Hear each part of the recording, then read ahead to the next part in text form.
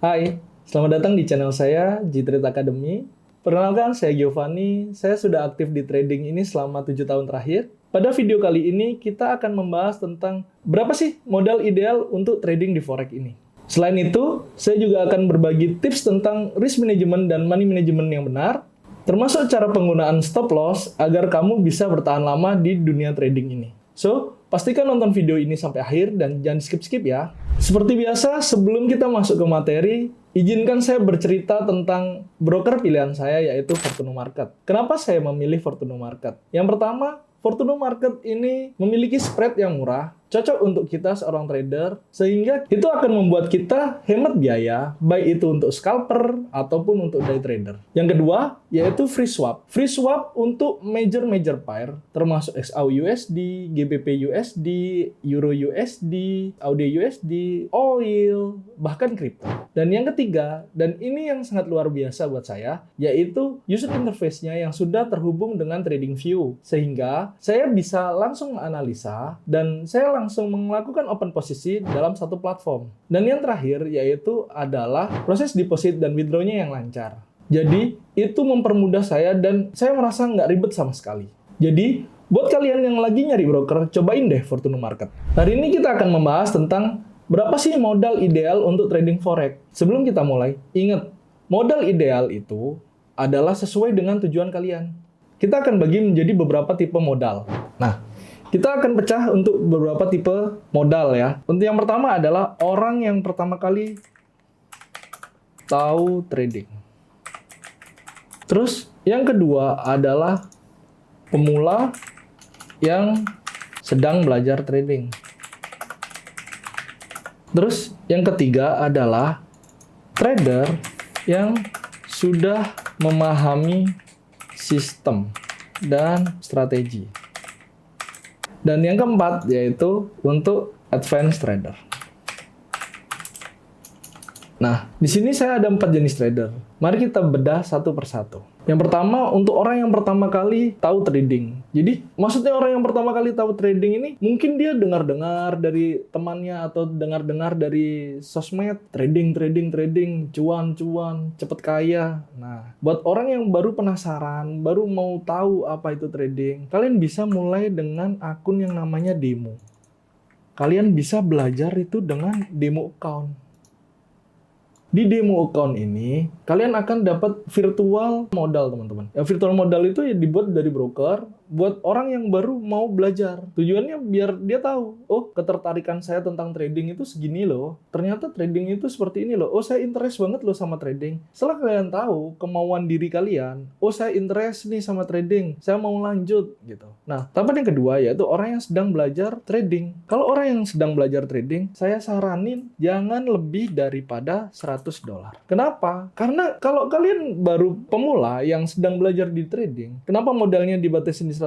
Karena agar kalian itu belajar dulu strateginya seperti apa, money management itu seperti apa, emosinya dalam trading itu seperti apa. Biar kalian ini tidak langsung terjun dengan modal yang besar. Yang ada kalian akan terkuras modalnya di sana. Karena pemahaman yang belum ada, sistem strategi yang belum mateng, kalian yang masih meraba-meraba, belum tahu bagaimana alur kerjanya di trading ini gitu. Setelah kalian memiliki yang namanya strategi trading, setelah kalian melakukan berapa kali backtest, terus kalian lihat dari modal yang kalian $100 ini kok mulai berkembang ya. Nah, ini barulah kalian masuk ke tahapan yang trader yang sudah memiliki sistem dan strategi. Nah, buat kamu yang sudah sampai di tahap ini, berapa sih modal yang disarankan? Kalau saya menyarankan, modal yang kalian harus miliki saat mencapai di tahapan ini adalah $1.000. Kenapa harus $1.000? Karena dengan kamu punya saldo yang cukup, yaitu $1.000, kamu bisa mengatur yang namanya risk management dan money management itu. Contoh, seumpama kamu mau merisikokan modal kamu adalah 1-2%. Jadi, kamu bisa membatasi, oh total kerugian saya tidak boleh lebih daripada $10-20 gitu. Kalau kalian yang masih tahap belajar, kenapa harus 100? Ya karena kalian agar tidak langsung jor-joran masuk ke market. Nah, lalu kita akan membahas tentang advance trader. Advance trader ini biasanya orang yang sudah paham tentang risk management, paham tentang money management, disiplin, udah punya rules-nya dia, udah punya sistemnya dia, udah baku lah ya. Ibaratnya SOP-nya dia udah baku. Maka saldo yang dimiliki juga akan lebih besar. Kebanyakan sih dia akan menggunakan 10.000. Ini untuk tahapannya orang yang sudah trading for living. 10.000 ini akan menyesuaikan daripada kebutuhan kalian gitu. Tapi ini semua ya, tahapan dari trader yang sudah memiliki sistem sama advance trader ini bertahap. Ketika kalian masuk di posisi advance trader, ini otomatis pendapatan kalian sudah mulai berubah. Gaya hidup kalian juga akan berubah. Saya yakin pasti berubah. Karena kalian sudah punya target bulanan yang pasti kalian cari. Seumpama kita ambil aja target yang paling umum di investasi yaitu 5%. Ketika kalian menentukan targetnya 5% dari 10.000 ya, otomatis kalian ini akan mendapatkan keuntungan yaitu sebesar $500. Tapi advance trader ini nggak harus 10.000 ya, bisa lebih loh teman-teman. Tergantung gaya hidup sama kebutuhan hidupnya. Yang jelas, kalau kalian udah sampai di tahapan advance trader, kalian sudah memutuskan, saya mau jadi trader full-time trader. Saya mau trading for living. Yang dinamakan for living, berarti kalian harus tahu yang pertama itu living cost kalian berapa. Nah, contoh saya nih, saya seorang full-time trader. Saya taruh di akun saya $10.000. Dengan pendapatan saya ambil aja yang seperti orang investasi pada umumnya yaitu 5%. Berarti saya akan mendapatkan sekitar $500 ketika saya sudah sampai di tahapan advance trader. Nah, kalau kita hitung living cost saya itu berapa? Kalau living cost saya tuh tinggal udah di rumah, berarti untuk tempat tinggal saya tidak ada pengeluaran. Paling apa kebutuhannya kita? Untuk makan, untuk transport, untuk mungkin bayar cicilan rumah, cicilan mobil. Ah, itu yang kalian harus hitung berapa living cost-nya. Kalau saya dengan $500 saya merasa cukup, ya sudah. Berarti modal yang harus kalian siapin yaitu 10.000. Kalau saya ini living cost-nya sebulan 15 juta. Nah, 15 juta dihitung. Kalau kita asumsikan per dolarnya adalah 15.000, berarti kalian ini harus mencari profit sebesar $1.000. Nah, ketika kalian mencari $1.000, berarti kalian harus mempunyai saldo sebesar 20.000.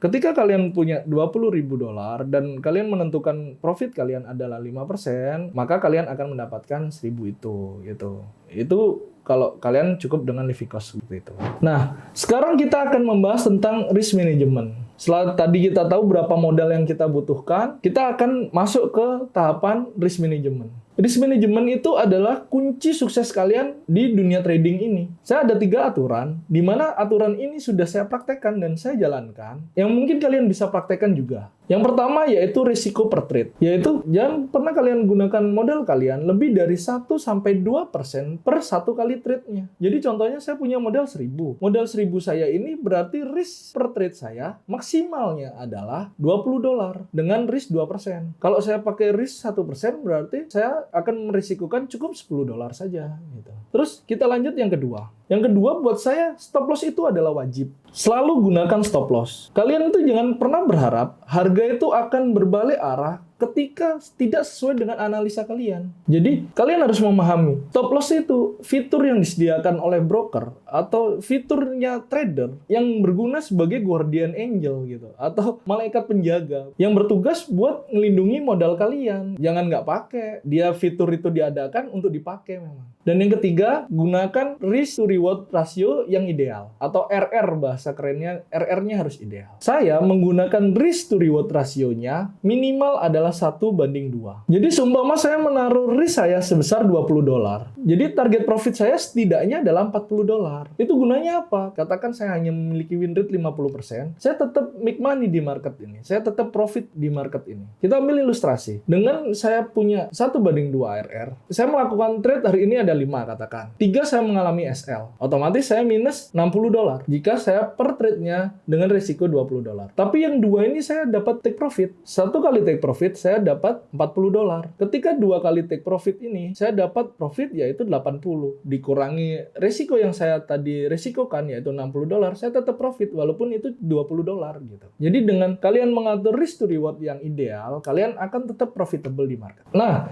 selain kalian memahami risk management, kita akan membahas tentang money management. Money management ini juga penting teman-teman.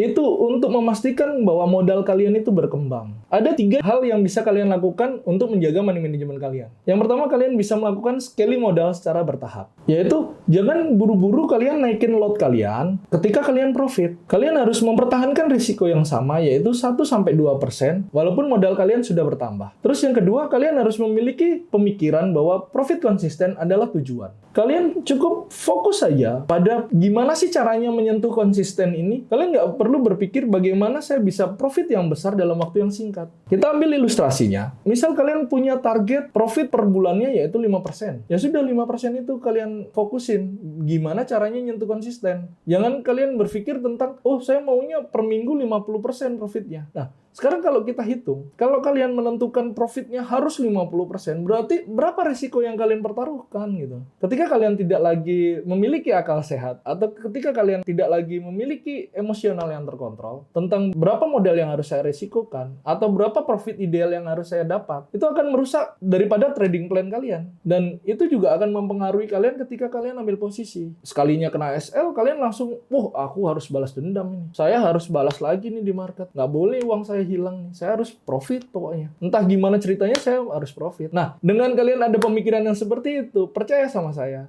bukannya kalian profit, SL lagi pasti. Bahkan bisa sampai mungkin MC dengan emosi yang tidak bisa dikontrol. Terus yang ketiga yaitu jangan overtrade. Tentukan jumlah trade maksimal kalian. Misal saya per hari adalah 2-3 trade dengan target yang tadi. Kalau sudah 2 atau 3 trade dan itu kalian sudah berjalan walk, jangan berpikir, mumpung lagi gacor nih, entry terus, nyari setup lagi gitu. Endingnya apa? Kalian nggak disiplin. Orang ketika udah mengalami profit besar, dia akan memiliki kecenderungan untuk mengulang. Ketika kalian, hari ini saya lagi gacor nih, lagi profitable nih. Tanpa kalian sadari, kalian akan terus entry, terus kalian lama-lama akan besarin lot juga. Sekalinya minus, kok gede gitu. Kaget langsung. Ketika kalian udah mulai sadar, itu waktunya udah mau habis. Jadi kalian harus ingat 3 hal yang tadi itu untuk di money management. Yaitu scaling modal kalian. Profit konsisten adalah tujuannya. Yang ketiga, jangan overtrade. Nah, sekarang kita akan membahas tentang stop loss dan take profit yang efisien. Stop loss harus ditempatkan di posisi yang logis. Maksudnya gimana itu? Jadi, misalnya, kalian letakkan stop loss kalian itu di bawah level support kalian atau di atas level resisten kalian. Jangan juga kalian meletakkan stop loss terlalu dekat daripada entry kalian. Karena kita nggak ada yang tahu noise di market itu seperti apa. Jadi bisa-bisa kita hanya terkena noise di market, lalu market sesuai dengan analisa kalian. Jadi letakkan stop loss-nya itu di posisi yang ideal ya. Sedangkan untuk take profit, kalian bisa menggunakan key level atau area support resisten yang tadi, atau kalian juga bisa menggunakan dengan risk reward ratio itu, seperti yang sering kita bahas di video-video sebelumnya. Dan kalian juga bisa menggunakan trailing stop atau menggeser stop loss kalian. Seumpama kalian entry di sini, market sesuai dengan analisa kalian. Kalian katakan ambil buy posisi ya. Market sesuai analisa kalian, terus naik.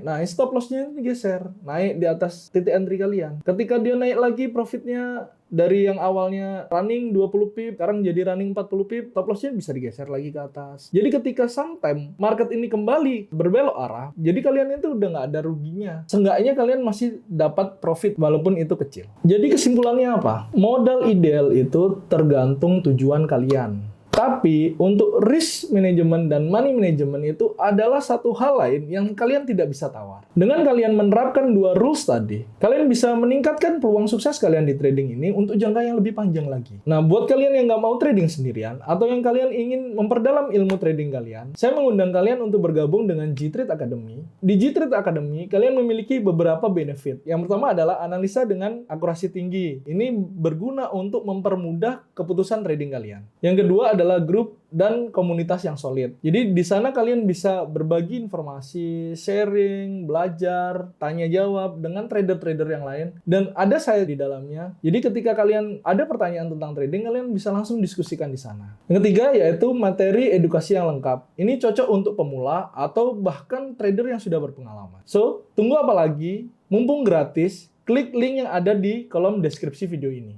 Terima kasih sudah menonton sampai akhir. Jangan lupa tinggalkan like, komen, dan subscribe channel ini, serta nyalakan lonceng notifikasinya agar kalian tidak tertinggal video-video terbaru dari saya. Sampai jumpa di video berikutnya. Saya Giovanni, salam Fortuno.